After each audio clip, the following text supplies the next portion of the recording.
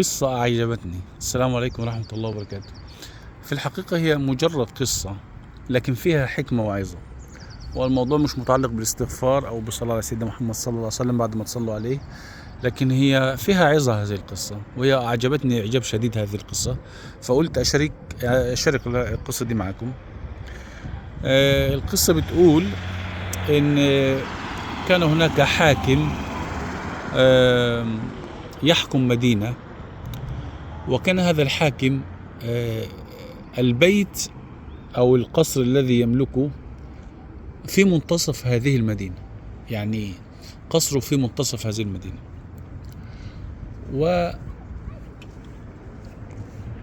وكل يوم بعد صلاة الفجر كان يصلي الفجر ويصعد بعد صلاة الفجر إلى سطح بيته وينظر إلى الرعية. في يوم من الأيام بعد صلاة الفجر صعد إلى سطح بيته كالعادة، وبدأ ينظر في المدينة والبيوت المجاورة، وفجأة إذا به يرى في بيت قريب من قصره يرى امرأة شديدة الجمال، جمال حوري، كأنها حورية من الجنة. وهذه المرأة هو لا يعرفها ولم يراها من قبل، فقال لوزيره: يا وزير، لمن هذا البيت؟ يعني بيت مين دوت؟ فقال له: هذا بيت فيروز، وهو يعمل لدينا في هذا القصر. فقال له الحاكم: وأين هذا الفيروز؟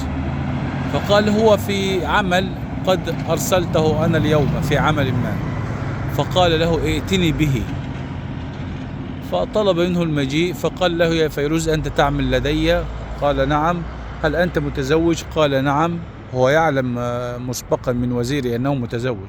فقال له: يا فيروز، إني أطلب منك طلبا. فقال له: تفضل، اطلب، ماذا تريد؟ فقال: أريدك أن ترسل برسالة إلى والي من الأولياء خارج المدينة، وهو يبعد عن المدينة 3 أيام.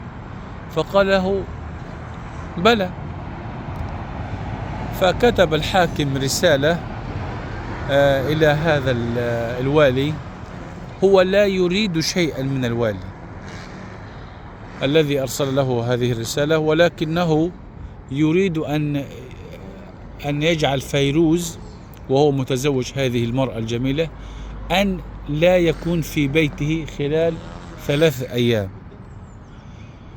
وبالتالي كتب الرسالة وأعطاها الفيروز. فأخذ فيروز الرسالة وذهب إلى زوجته الجميلة وبات في بيته، وفي الصباح غادر وأخبر زوجته أنه سوف يغادر ل3 أيام ولن يرجع إلا بعد 3 أيام، لأن الحاكم طلب منه أن يرسل رسالة إلى مكان ما. وذهب في الصباح، ذهب وأخذ حصانه وذهب إلى هذا الحاكم. وفي طريقه للذهاب نسى الرسالة وسافر، أخذ فرسه وسافر. وبعد أن سافر فترة من الزمن في نصف اليوم تذكر هذا الفيروز أو هذا الرجل، هو اسمه فيروز، أنه نسى الرسالة، فرجع. ولكن في أثناء رجوعه بعد الفجر وبعد أن أعطاه الحاكم الرسالة، ذهب هو وحاشيته إلى بيت فيروز ودخل بلا استئذان. وعندما دخل خلع نعليه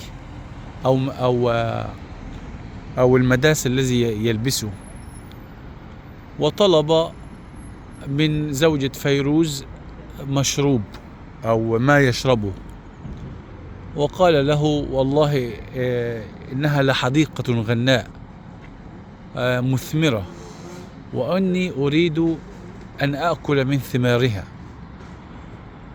معنى الكلام هو يكلم زوجة فيروز الجميلة ويقول عنها أنها هي حديقة أو بستان مثمر ويريد أن يأكل من ثمرها.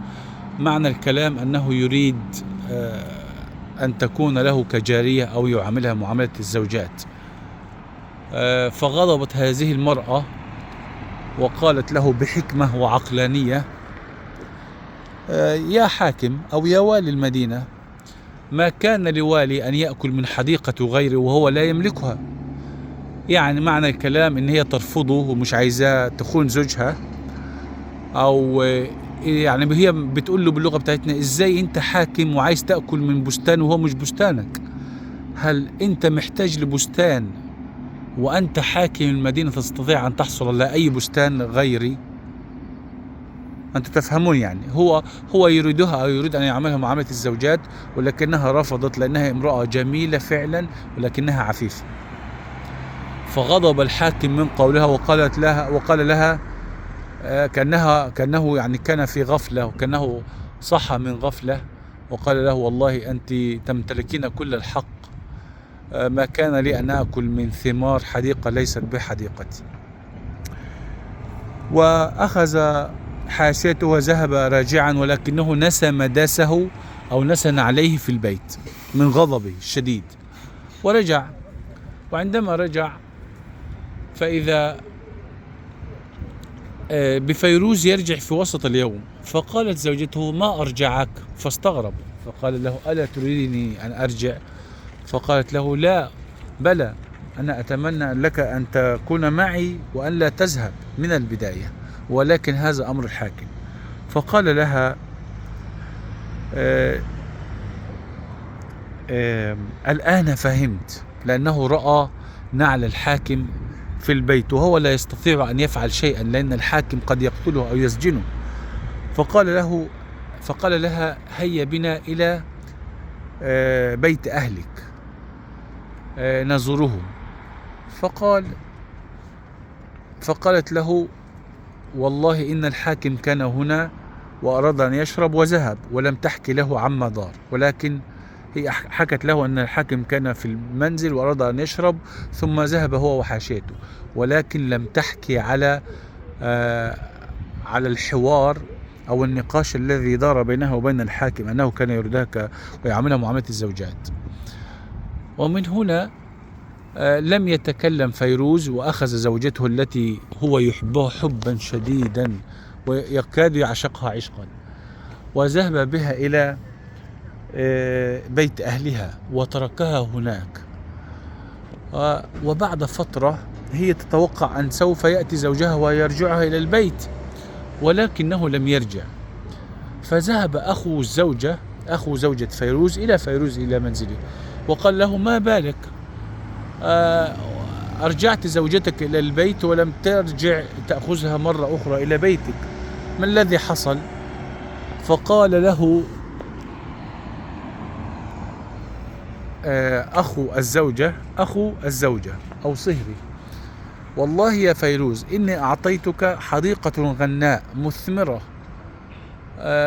مثمرة مستبشرة أوراقها يانعة. يعني أعطيتك حديقة فيها ورود وزهور وثمار، هو يقصد أخته يعني، ولكنها الآن هذه الحديقة ذبلت وسقطت أوراقها. هو يقصد أن أخته حزينة لأن فيروز لم يرجعها إلى البيت.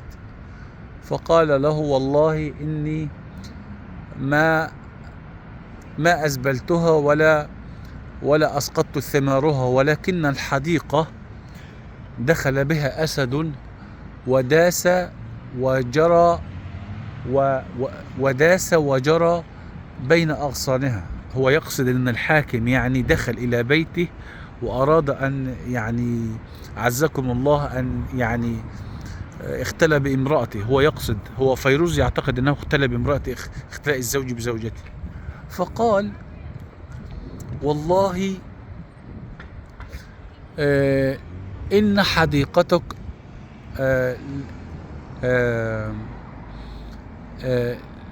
لم تسقط ثمارها ولم يدخل أسد إلى أغصانها كما تدعي، ولكنك قد أسقطت أغصانها وإني خاصمك إلى الحاكم. يعني أنا هشتكيك للحاكم إن أنت أخذت الحديقة بتاعتي. هو يقصد أخته، هو عايز يقول له باللغة بتاعتنا عشان الناس اللي تفهم. بيقول له يعني أنا أعطيتك أختي وأمنتك عليها وأنت أغضبتها وخلتها ذبلت وضعفت، لأن هي طبعا حزينة إن هو ما أخذتهاش تاني. أنا بكلمكم باللغة العامية يعني. فقال له إنه أخصمك للحاكم، يعني أنا هشتكيك للحاكم. قال له هيا بنا للحاكم.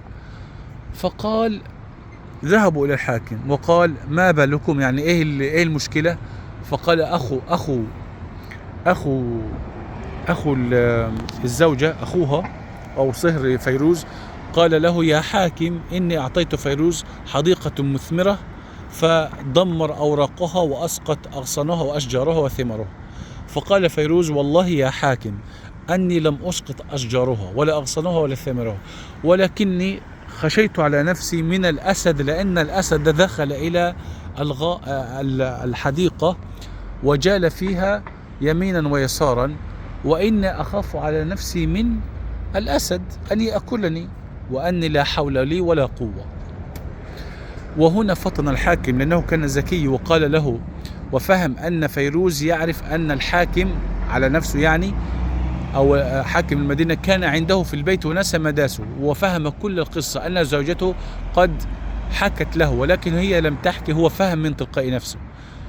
فبالتالي أخبرته وقالت له وقال له الحاكم قال لفيروز والله يا فيروز أن الحديقة ويقصد زوجته لم يدخل الأسد إلى حديقتك ولم يأكل من ثمرها ولم يجري بين أغصانها.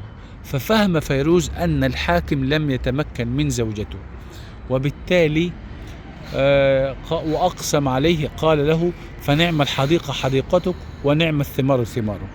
فبالتالي تأكد فيروز من رد الحاكم إنه هو فعلا كان في البيت، ولكن زوجة فيروز لم تمكنه من نفسها تمكين الزوجة، وبالتالي فرح فيروز وأخذ صهره ورجع إلى بيت صهره وأخذ زوجته ورجع إلى زوجته. وقالت له زوجته معاتبة ما كان لك يا فيروز أن تظن فينا شرا؟ فقال لها والله أن ما ظننت شرا ولكني ظننت في الحاكم أكثر شرا، ولكني ليس لي حول ولا قوة وإني. فقال لها إني أحبك وهكذا. العبرة من القصة ولو هن بعيد عن الاستغفار والصلاة على سيدنا محمد، وإن كان ذكر للصلاة على سيدنا محمد دلوقتي يخليكم تذكروا وتصلوا على سيدنا محمد بعد ما تصلوا عليه. العبرة من القصة هي الإخلاص، إن الإنسان لما يكون مخلص للإنسان اللي هو عايش معاه دايما بيكون ربنا سبحانه ينجيه من المهالك. فالزوجة كانت جميلة عفيفة مخلصة لزوجها تحب زوجها، وبالتالي زوجها كان مخلص وعفيف معها ولذلك أرجعها. فالإخلاص شيء من الأمور، الإخلاص والعفاف خاصة للزوجات الأمهات للبنات وللرجال. الإخلاص بس أو العفاف بس مش خاص. أنا ممكن أكون عفيف كرجل لا أتطرق ولا أنظر إلى الحرام أو أنظر إلى ما في يد غيري، أو سواء متزوج أو لا أنظر إلى جيراني أو أنظر إلى جارتي جميلة أو غير جميلة لا أنظر إليها. لذلك نرجو من الله سبحانه وتعالى العفة وغض النظر، ونرجو من الله تبارك وتعالى أن يتقبل هذا العمل ولا تنسونا من صلاة دعاءكم. ويا رب تكون القصة أعجبتكم ونالت على إعجابكم، ولا تنسونا من صلاح دعاءكم. وأرجوكم بالله العظيم أن تشتركوا في القناة وأن تتفاعلوا معي، والسلام عليكم ورحمة الله وبركاته.